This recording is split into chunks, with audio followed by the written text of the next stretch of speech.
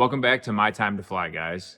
If you caught the last video, you know I sold the airplane and I kind of told you why. Now, I got a lot of mixed reviews, I guess you would say. Some people told me I did a smart thing. Other people flat out called me dumb. Well, that may be the case. Anyways, I thought it was important because in the comments there were a couple good ideas, other paths you could take to flying, people giving me solutions, and I appreciate that. So I thought it would be cool to put together a little tool for you all to use to help make decisions in your flying journey. In the pinned comment down below will be a link to a Google Sheet. That Google Sheet has a bunch of information, and I'm just going to get into it because you don't want to keep looking at me. So I'm going to flip to the Google Sheet. I'll talk through how it might work for you. And what I need you to do is two things. Give a thumbs up on the video so more people can see it, and tell me how to make it better. I am pretty dumb at the end of the day. So help me help you.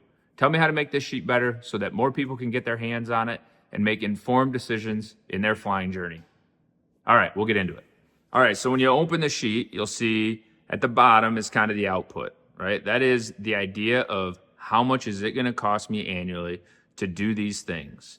And I had to make some assumptions. I apologize for that, guys. Everybody's assumptions are going to be different. You can definitely change a bunch of them for you. To do that, make a copy of the sheet. It is protected, so if you don't make a copy of the sheet, you won't be able to adjust any of the cells. Make a copy of the sheet and change them. Turn them into what you need them to be, okay? What is right in your world? So in my world, I made some assumptions, and I know the last video, I told you how I don't like debt, but I had to figure out a way to equalize some of these costs. So any major capital expenses, I put on a 60-month loan at 8%. You can change the percentage. If you really want, you can probably figure out a way to change the term. It's not that hard. It's in a formula. Okay, so anyways, how do you fill this thing out? I would start with cell C4 and just fill out the row, okay? How much is fuel? Pretty simple. I took this snapshot of fuel in my local area, did a little quick math, and averaged it out. Maybe you fuel up the same place every time. Use that. I don't care. What's the fuel burn of your airplane? Most of this work I did with the concept of a Cessna 172 from the mid-70s, okay? I did that because my local FBO or flight school has that airplane that I can rent. The local flying club has that airplane that I can rent, and there's a bunch available for sale on Trade a Plane, okay? So the numbers were available. Use whatever you want. I don't care. For rent, pretty simple, about as simple as it gets. I use the flight school hourly rate, $150. Club buy-in fee. That's how much you pay to get into the club that you don't get back. There's a bunch of caveats, guys. The club I looked at, you get $500 back whenever you leave, whatever. I had to have something, $2,000. That's how much it costs to buy in.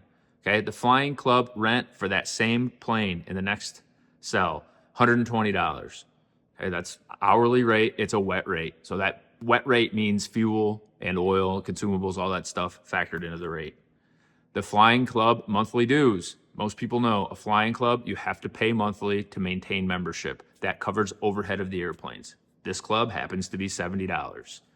Okay, the airplane purchase price, I didn't want to fart around with how much tax it costs and, ferrying costs and pre-buy and all that. I'm 90 grand all in. Maybe it's an $80,000 airplane. Figure 10 more for expenses. I'm 90 grand all in. Again, mid 70s, early 70s, 172.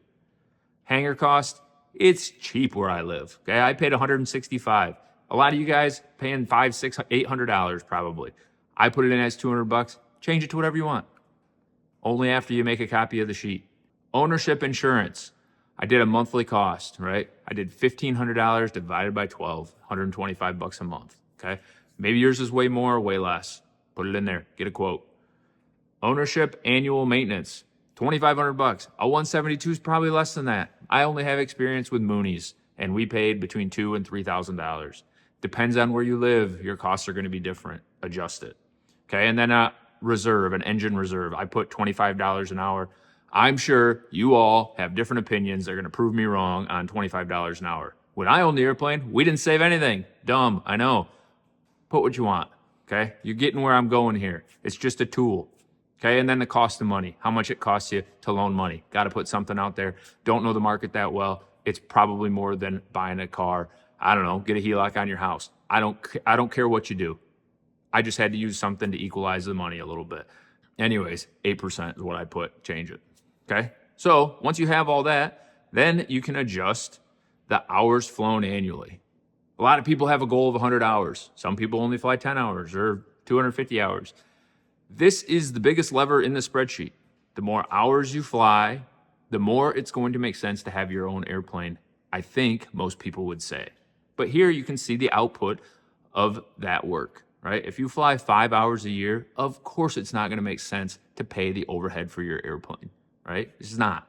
And a lot of people do it. A lot of people don't fly at all and they have airplanes sitting in hangars. Likewise, if you fly 300 or 400 hours a year, you're using the thing for work, or you're retired and traveling the country in it, well, there's going to be no reason not to own your own, likely. At the end of the day, cost might not be the only factor that contributes to whether or not you should own an airplane or rent an airplane or be a part of a club. Airplane availability is a huge part of it.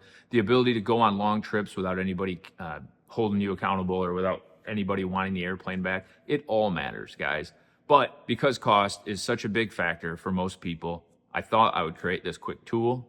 I appreciate all of you being here and hope you can give me some constructive feedback on this thing or tell me I'm wrong. Again, don't care, just trying to help. See y'all later.